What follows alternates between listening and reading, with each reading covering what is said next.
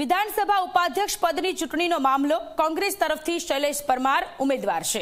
શૈલેષ પરમારે સરકાર પર પ્રહાર કર્યા। ભાજપ પરંપરા તોડી રહી છે। કોંગ્રેસને વિપક્ષનું પદ આપવામાં નથી આવ્યું। જાહેર હિસાબ સમિતિનું પદ પણ વિપક્ષને નથી આપવામાં આવ્યું। લોકશાહીનું જતન થાય તે જરૂરી હોવાની વાત શૈલેષ પરમારે કરી। ભાજપને ઉપાધ્યક્ષનું પદ મળશે તો લોકશાહીનું ખૂન થશે। આમ આદમી પાર્ટી ભાજપની જ બી ટીમ તરીકે કામ કરે છે। જો આપ વિપક્ષ હોય તો વિરોધ કરવો જોઈએ। આ નિવેદન શૈલેષ પરમાર દ્વારા આપવામાં આવ્યું છે। જે રીતે આપણા દેશમાં જે લોકશાહીને આધીન શાસક પક્ષ અને વિપક્ષ બંને હોય છે।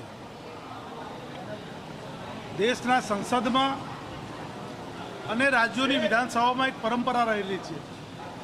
એક ઉચ્ચ પરંપરા એવી રહેલી છે કે વિપક્ષના નેતાનું પદ, ઉપાધ્યક્ષનું પદ અને જાહેર હિસાબ સમિતિના ચેરમેન તરીકે એ હંમેશા વિપક્ષને આપવામાં આવે છે। આ પરંપરા ભારતીય જનતા પાર્ટીએ તોડી છે।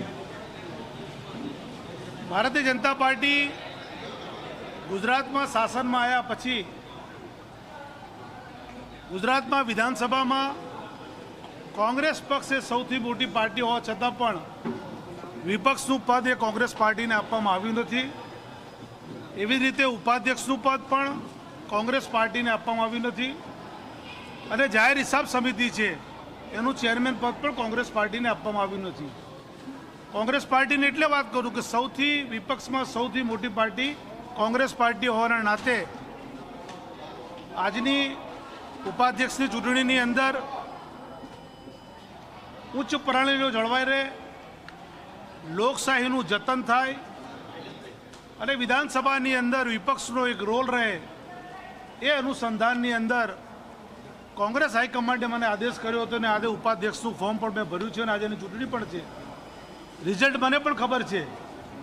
ભારતીય જનતા પાર્ટી શેના માટે ડરે છે, વિપક્ષથી શેના માટે ડરે છે? ઉપાધ્યક્ષનું પદ આપવા માટે એનો ડર જાહેર હિસાબ સમિતિ એવી બાબત છે કે સરકાર દ્વારા બજેટ જે બહાર પાડવામાં આવે છે, જેના કેગના રિપોર્ટની અંદર જેનું ઓડિટ થાય છે, જેમાં કેટલા નાણાં વપરાયા, ખોટા વપરાયા, કેટલા વણ વપરાયેલા રહ્યા, એનો આખો હિસાબ કિતાબ એ જાહેર હિસાબ સમિતિમાં થાય છે। અને વર્ષોથી પરંપરા રહેલી છે કે જાહેર હિસાબ સમિતિનું ચેરમેન પદ એ વિપક્ષને મળે છે।